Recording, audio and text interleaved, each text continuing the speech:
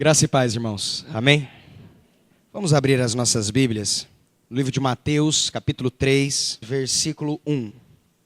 E naqueles dias apareceu João Batista, pregando no deserto da Judéia e dizendo: arrependei-vos, porque é chegado o reino dos céus. Mateus capítulo 4, versículo 12. Jesus, porém, ouvindo que João estava preso, voltou para a Galiléia e, deixando Nazaré, foi habitar em Cafarnaum, cidade marítima, nos confins de Zebulon e Naftali, para que se cumprisse o que foi dito pelo profeta Isaías, que diz: a terra de Zebulon e a terra de Naftali, junto ao caminho do mar, além do Jordão, a Galiléia das nações. O povo que estava assentado em trevas viu uma grande luz, e os que estavam assentados na região e sombra da morte, a luz raiou. Desde então, começou Jesus a pregar e a dizer: arrependei-vos, porque é chegado o reino dos céus. E o versículo 23. E percorria Jesus toda a Galiléia, ensinando nas suas sinagogas e pregando o evangelho do reino e curando todas as enfermidades e moléstias entre o povo. Vamos orar mais uma vez? Senhor, que o teu nome seja glorificado. Nos revela, Pai, esse evangelho, essas boas novas do reino aos nossos corações. E que o Senhor seja exaltado, Senhor, por misericórdia, em nome de Jesus. Amém.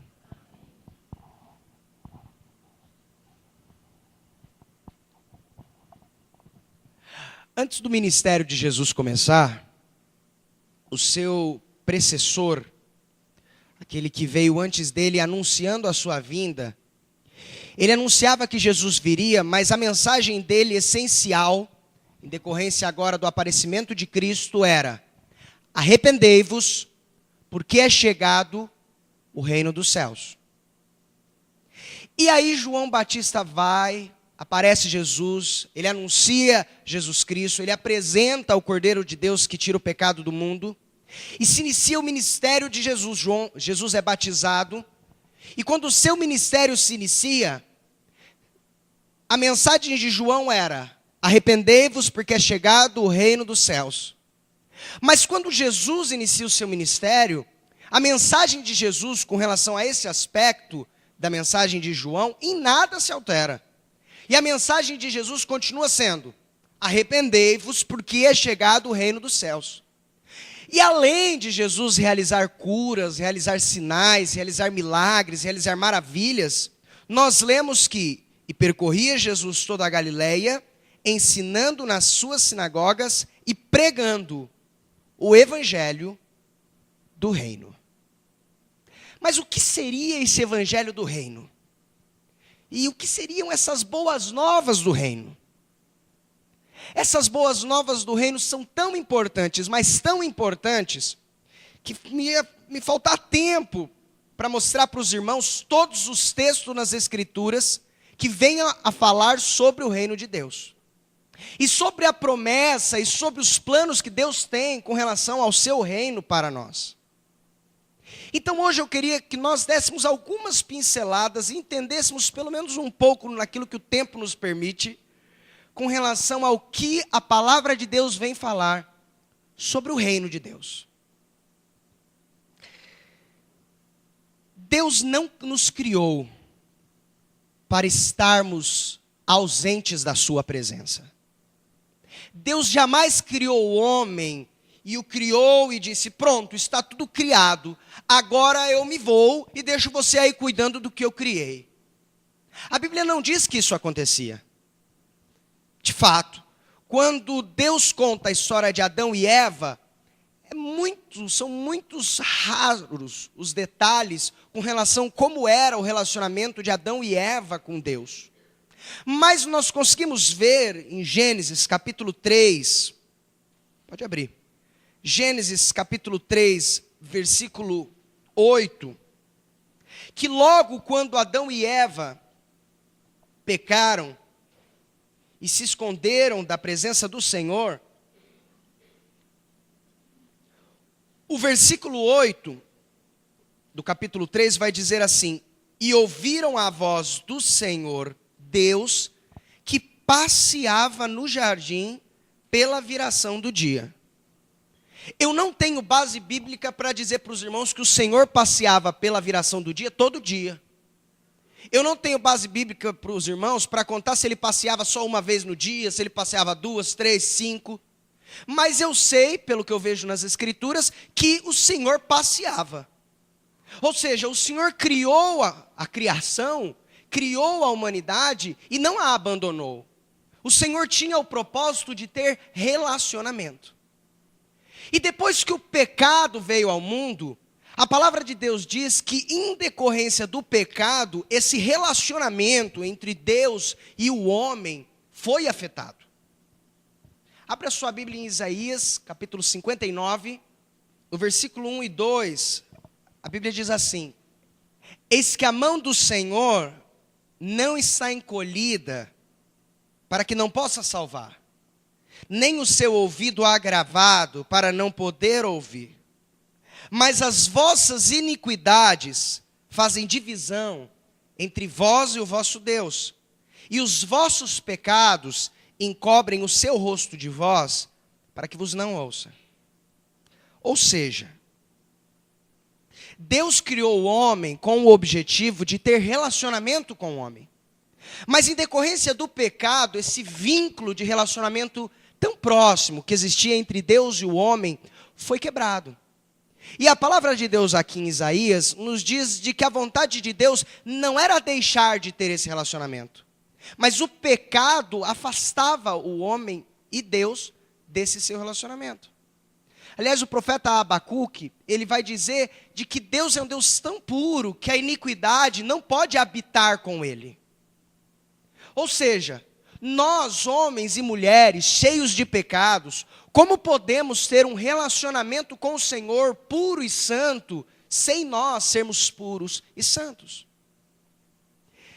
Se nós olharmos as Escrituras de uma maneira isolada, versículos por versículos, nós temos um entendimento. Mas se nós olharmos as Escrituras no seu contexto geral, nós percebemos que nada surpreende a Deus. De que não acontece uma situação e Deus aparentemente olha e diz: nossa, eu não previ isso. Ou nossa, isso me pegou de surpresa. Por exemplo, quando Adão e Eva cometeram o pecado, ainda que isso tenha entristecido o coração de Deus, não foi uma surpresa para Deus que Adão e Eva iriam pecar. Aliás, isso não foi nem tanta surpresa para Deus, porque a própria palavra de Deus já diz que Deus já havia preparado o perdoador, o Cordeiro de Deus, desde antes da fundação do mundo. Ou seja, Deus, desde antes de criar o homem, já bem sabia que o homem pecaria e já tinha todos os modos e meios para trazer salvação para a humanidade. Ou seja, Deus queria ter relacionamento com o homem, Deus sabia que o homem iria pecar, Deus sabia que haveria essa barreira de relacionamento entre Deus e o homem, e Deus, desde antes da fundação do mundo, já tinha todos os propósitos e meios e subterfúgios e modos para sanar esse problema. Deus enviou o seu Filho, Jesus Cristo, João 3,16, porque Deus amou o mundo de tal maneira que deu o seu Filho unigênito para que todo aquele que nele crer não pereça, mas tenha a vida eterna. Deus enviou o seu Filho Jesus Cristo para vir aqui, para perdoar os nossos pecados, para nos curar das nossas enfermidades, para nos libertar da nossa natureza e assim quebrar essa barreira de separação que havia entre toda a humanidade e Deus. E essa barreira, ela é quebrada inquestionavelmente por todo aquele que crê em Cristo Jesus. Muito bem, e eu falei que eu ia falar sobre reino.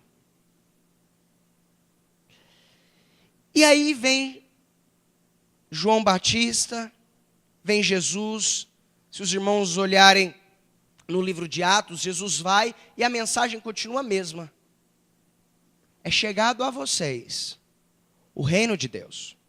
Mateus capítulo 10, versículo 7, o próprio Jesus Cristo dá uma palavra para os seus discípulos e diz assim: e indo, pregai, dizendo, é chegado o reino dos céus. Irmãos, quando nós nos tornamos participantes de Cristo através da fé nele, muitas coisas acontecem na nossa vida.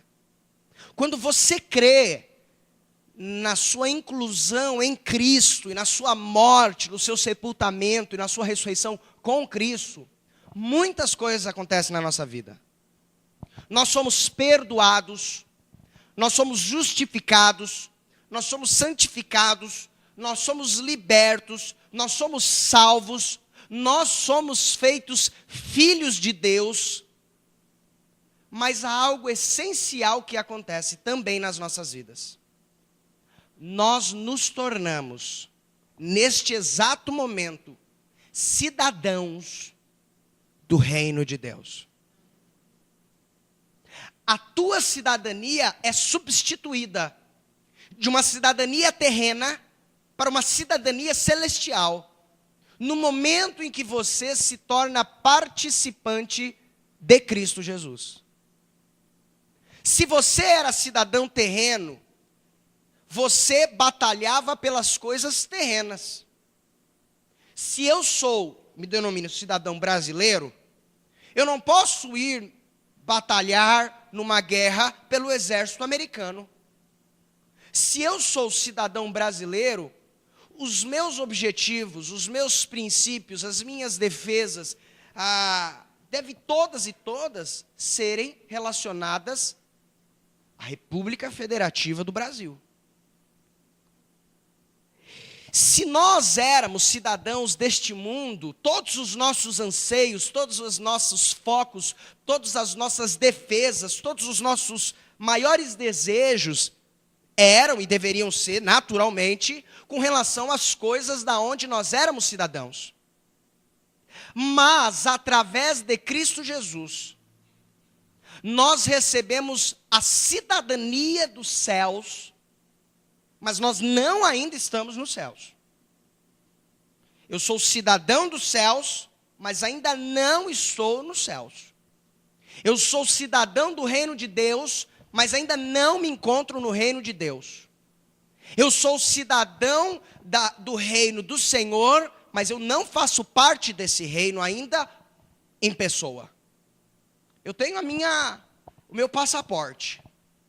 Eu estou em outra nação, eu estou em outro território, eu estou em outro lugar, com a cidadania do reino, mas ainda não estou no reino.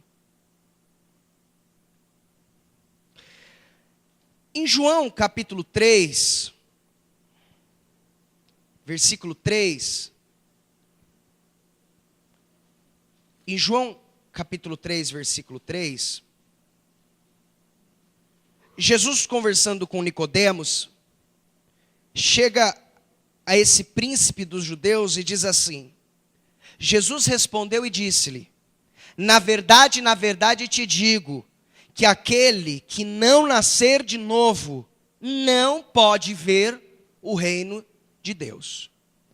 Ou seja, no reino de Deus não há estrangeiro, no reino de Deus não haverá visitantes, no reino de Deus não haverá pessoas de outra nação que diga, sou apenas de passagem, sou apenas de visita.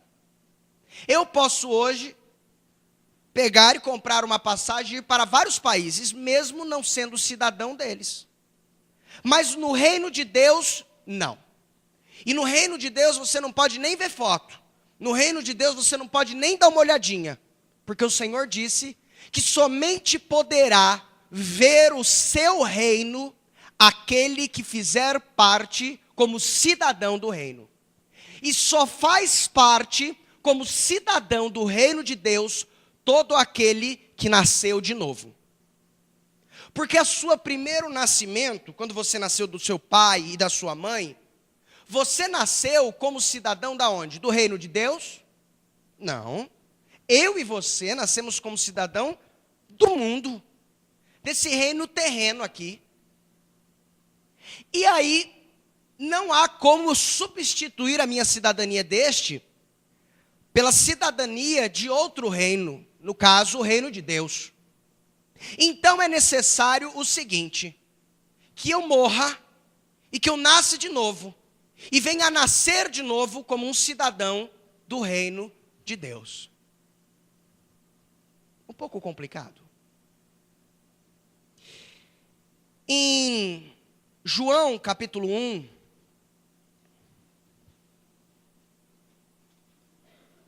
versículo 11 em diante, diz assim, sobre Jesus: veio para o que era seu, e os seus não o receberam. Mas a todos quantos o receberam, deu-lhes o poder de serem feitos filhos de Deus, somente aos que o receberam, aos que creem no seu nome, os quais não nasceram do sangue, nem da vontade da carne, nem da vontade do varão, mas o quê? De Deus. Quando eu nasci aqui porque meu pai e minha mãe, por meio da vontade deles, decidiram que eu nascesse aqui. Mas esse caso não é um nascimento que é decidido por meio de sangue, por meio de vontade de carne, ou por meio de vontade de qualquer varão. Mas esse é um nascimento feito por meio do próprio Deus. E por isso, nós estamos lendo o capítulo 1, no capítulo 3, Jesus chega e diz para Nicodemos: você precisa nascer de novo. E muito bem, nasci de novo crendo através de Cristo, crendo na obra de Cristo, crendo na minha morte com Cristo, crendo na minha inclusão com Cristo, crendo no testemunho de Deus a respeito de Cristo. Nasci de novo como cidadão do reino dos céus. Mas como eu já disse, o reino de Deus não é um reino desse mundo. João capítulo 18. João capítulo 18, versículo 36.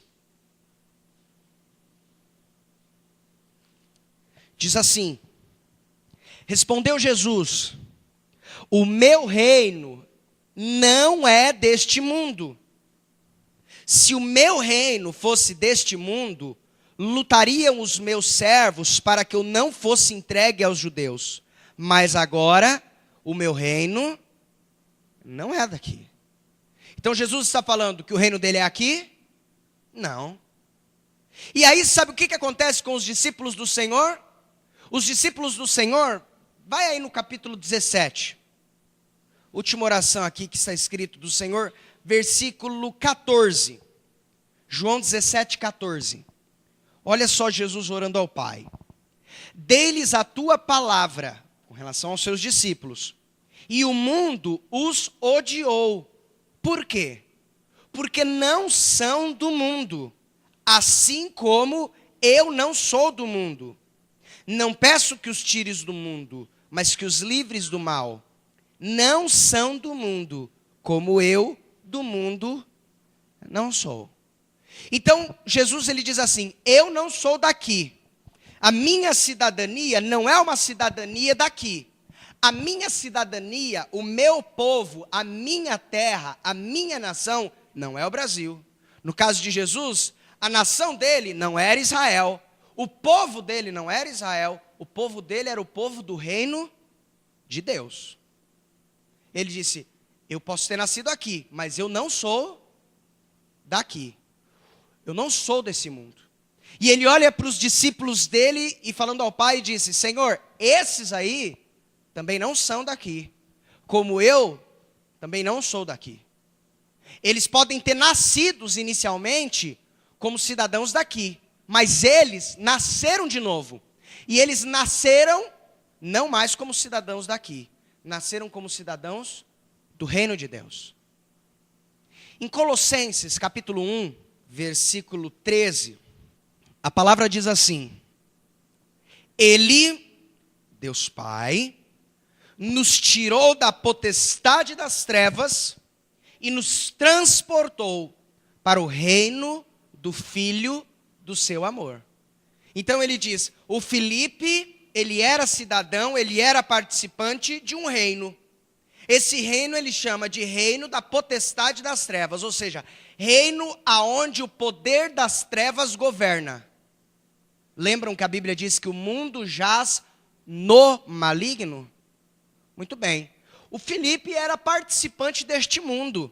Este mundo que era jaz no maligno. Este mundo que estava debaixo do poder das trevas. Este mundo que estava debaixo do domínio de Satanás. E a Bíblia diz que ele nos tirou do império ou da potestade das trevas e nos transportou para onde agora? Para o reino do Filho do seu amor. Se nós nascemos debaixo deste reino carnal, como cidadãos e participantes, através de Jesus Cristo, não somos mais participantes deste reino. Eu sou um cidadão, não mais daqui, sou um cidadão do reino dos céus. Muito bem.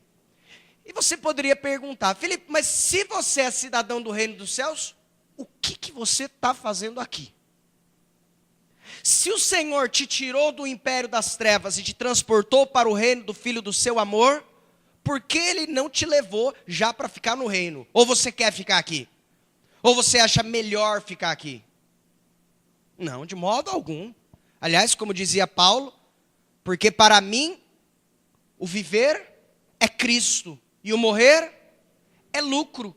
E se nós olharmos um pouquinho à frente no texto, ele vai explicar porque para ele o morrer é lucro. Ele disse, porque para mim é muito melhor eu ir e ficar com o Senhor.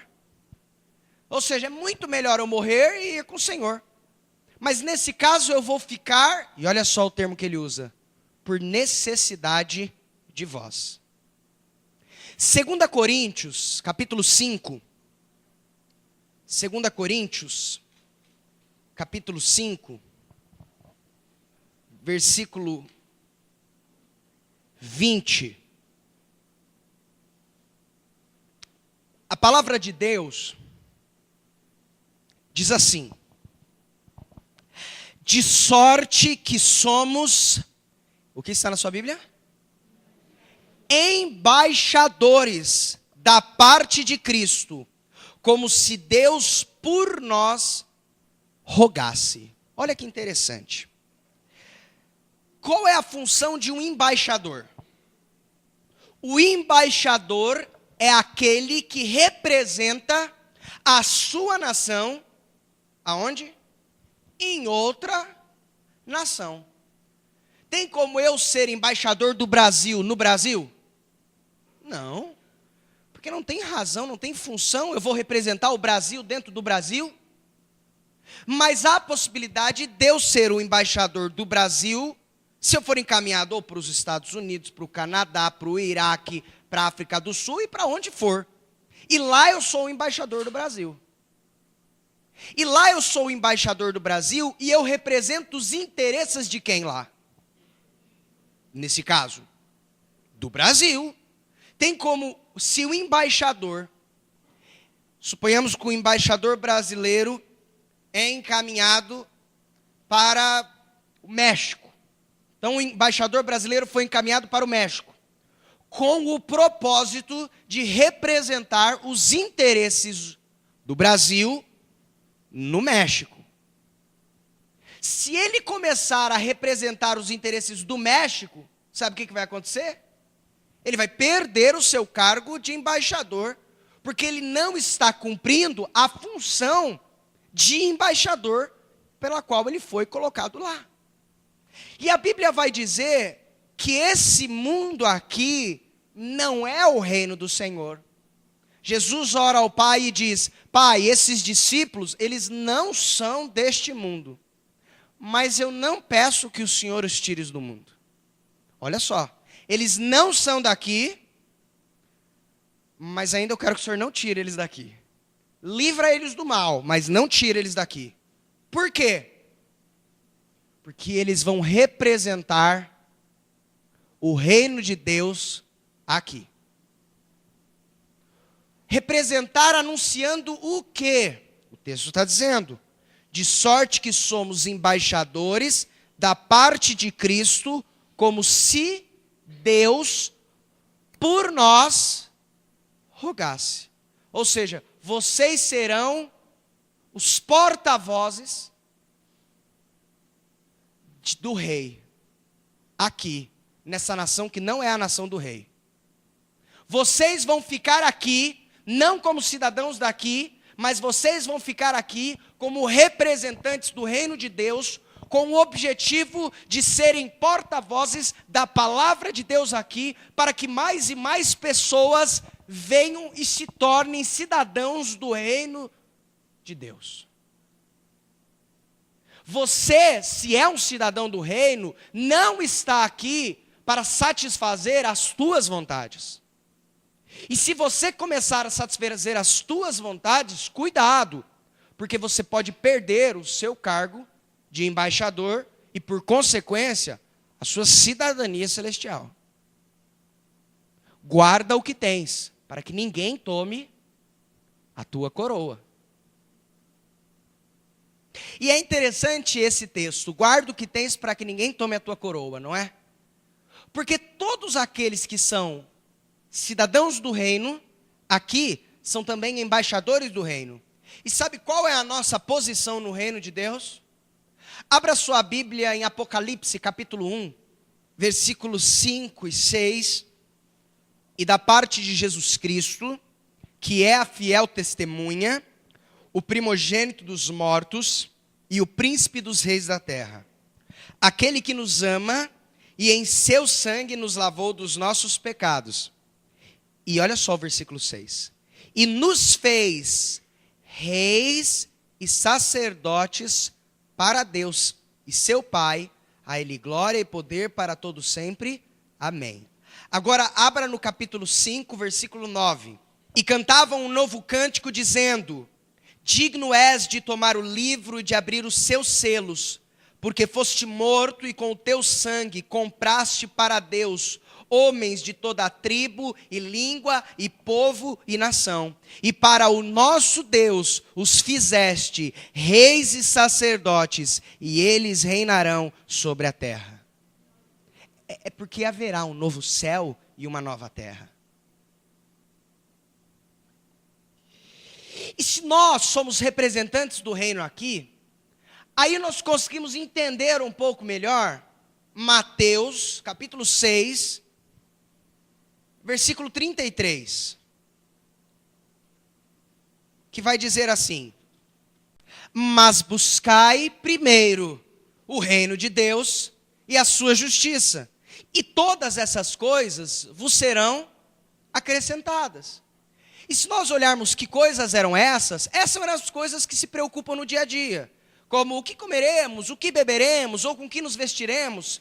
E a consequência que o Senhor dá é: buscai primeiro o reino de Deus, a sua justiça, e essas coisas serão acrescentadas. E serão acrescentadas por quê?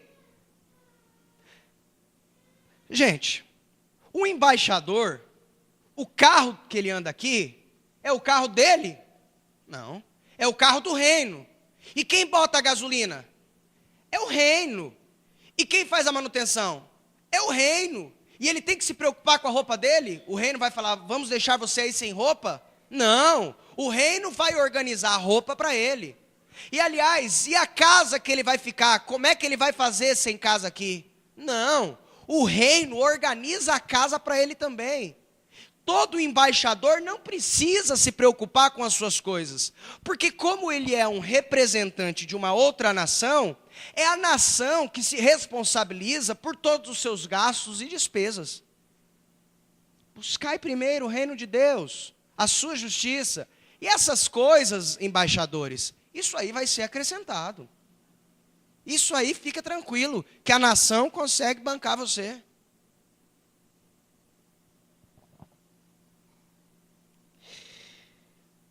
Irmãos, nós temos que ter essa visão, de que nós estamos aqui como representantes do reino de Deus.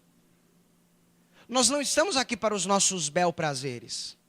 Nós não estamos aqui para satisfazer os nossos interesses e passarmos a nossa vida. Nós não estamos aqui porque nós temos que crescer financeiramente. Para quê? Nós não estamos aqui porque temos que estudar ou temos que trabalhar para propósitos nossos. Porque o embaixador não agrada-se a si próprio, mas ele agrada-se àquele que o enviou. Aliás, Paulo vai dizer para Timóteo, Timóteo, todo aquele que vai para a guerra, todo aquele que vai para a batalha, ele se alista e ele só vai ser coroado legitimamente se ele batalhar de uma maneira que agrade aquele a quem lhe foi enviado. Aquele que enviou ele é quem ele tem que agradar.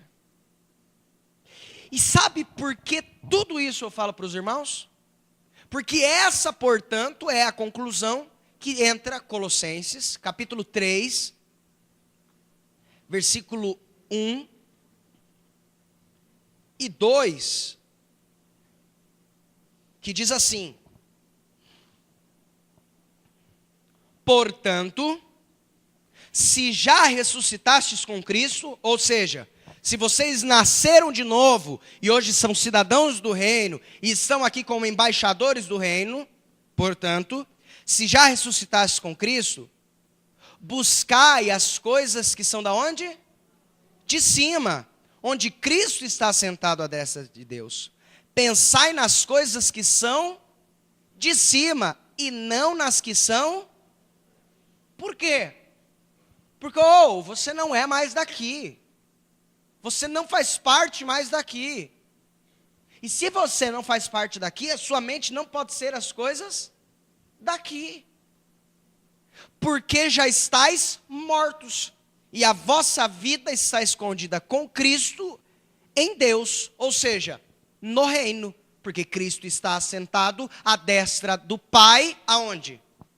No reino. Mas sabe o que tem acontecido?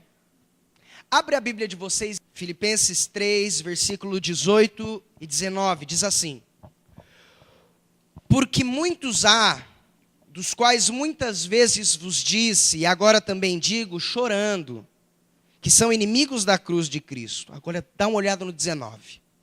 O fim deles é a perdição, o Deus deles é o ventre, a glória deles é para a confusão deles mesmos. E olha só essa parte. Que só pensam nas coisas terrenas. Ou seja, o coração deles está no reino. Está onde? Nas coisas terrenas. Esses aí, inimigos da cruz de Cristo, só pensam nas coisas terrenas. E nunca se esqueça, irmãos, daquele texto. Porque aquele que comigo ajunta, ou você ajunta, ou você espalha. Aquele que não é conosco é contra nós, disse o Senhor. Senhor, eu não sou com o Senhor, mas eu também não sou contra. Não. Você é comigo? Não. Então você está contra mim. Então nós dissemos o quê? Vamos lá fazer um feedback.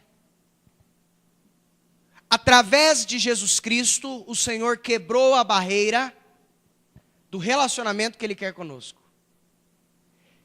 E aí, através de Jesus Cristo, o Senhor nos deu um novo nascimento.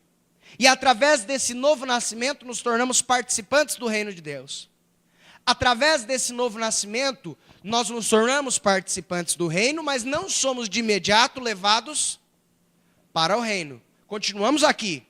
E continuamos aqui como cidadãos do reino, entretanto, agora não meros participantes aqui. Somos agora embaixadores do reino, ou seja, representantes. Não devemos nos preocupar com as coisas que acontecem aqui, porque o reino nos dá todo o suporte e nos dá todo o alento que precisamos. E se algum dia for necessário que nós sejamos tirados daqui, para nós isso é lucro. Por que é lucro? Porque nós vamos para a nossa nação. Então, para nós, enquanto nós vivermos aqui, vamos viver a favor do reino. Ou seja, para mim o viver é Cristo. E o morrer, vou para o reino. Isso é lucro. Estamos aqui, ainda não fomos. Mas qual é a garantia de que um dia nós iremos? Será que a gente vai mesmo? Será que isso não é balela? Será que vamos mesmo? Será que nós temos alguma coisa que nos dá essa garantia? Temos, claro que temos. Efésios capítulo 1, versículo 12 em diante diz assim: com o fim de sermos para louvor da sua glória, nós os que primeiro esperamos em Cristo, em quem, ou seja, em Cristo, também vós estáis, depois que, primeiro, ouviste a palavra da verdade, o evangelho da vossa salvação. Segundo, e tendo nele também Cristo, qual é a consequência disso? Fostes selados com o Espírito Santo da promessa. Que promessa? Deus vai continuar dizendo, o qual é o penhor, ou seja, o qual é a garantia da nossa herança, para a redenção da possessão de Deus para o louvor da sua glória. Ou seja, nós ouvimos a palavra da verdade, o evangelho da salvação, nós cremos nesse evangelho, e aí agora nós somos selados com o Espírito Santo. E esse Espírito Santo que agora faz morada em mim e em você, quando você crê no evangelho, ele é a garantia da tua herança. E qual é a minha e a tua herança? Mateus, capítulo 25, versículo 34. Então dirá o rei do reino, aos que estiverem à sua direita: vinde benditos de meu Pai, possuí por herança. Ah, aquela herança. Eu estou com a garantia aqui, Senhor, eu tenho a garantia da herança aqui, ó. Eu estou aqui com o penhor, o Espírito Santo. Ah, muito bem, você tem a garantia, então entra aqui. Possuir por herança o reino. Ah, que vos está preparado desde quando? Desde a fundação. Ah, Senhor, o Senhor é espertinho, né? Antes mesmo do homem pecar, o reino já estava preparado. O Senhor já tinha todos os seus planos enquadrados, organizados, arquitetados, porque o Senhor já sabia. O Senhor já tinha preparado esse reino, é um reino preparado desde a fundação do mundo. E que agora ele se torna a minha herança, porque eu ouvi o evangelho, eu criei nele, e portanto eu recebi agora o penhor, a garantia da herança, que é ser selado com o Espírito Santo. Irmãos, quando nós ouvimos essa maravilha, esse evangelho do reino, ou seja, as boas novas do reino de Deus, como nós podemos ainda viver aqui, não como representantes do reino? Somos representantes do reino? Sim. Se cremos e fomos selados com essa esperança, com esse penhor, com essa garantia, somos representantes. O meu relacionamento tem uma função: servir como representação do reino. O meu trabalho tem que ter uma função: servir como representação do reino. A minha família, os meus estudos, o meu colégio, aonde eu for e de que modo eu viver, tem que servir como manifestação do reino de Deus. Porque é bom eu não começar a dar muita atenção para as minhas vontades aqui. Sabe por que não? Porque senão eu paro de ser embaixador. Porque o embaixador que dá atenção para as suas vontades não está mais representando o reino de Deus. Lembram que Jesus veio aqui? E Jesus veio aqui para representar o quê? O reino. E lembra o que ele disse? Pai, eu tenho uma vontade aqui, mas essa é a vontade do reino? Seja feita a tua vontade. Se essa vontade é a vontade do reino, então ok. Então se cumpra. Mas se essa não é a vontade do reino, então eu não quero que seja feita a tua vontade.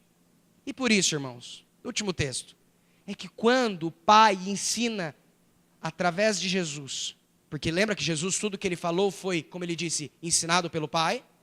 Quando o Pai ensina através de Jesus como nós devemos orar, entre ali na oração tem uma parte que diz assim: venha a nós o teu Senhor, que eu seja um instrumento de manifestação do teu reino aqui, para que mais e mais pessoas se tornem cidadãos do teu santíssimo reino.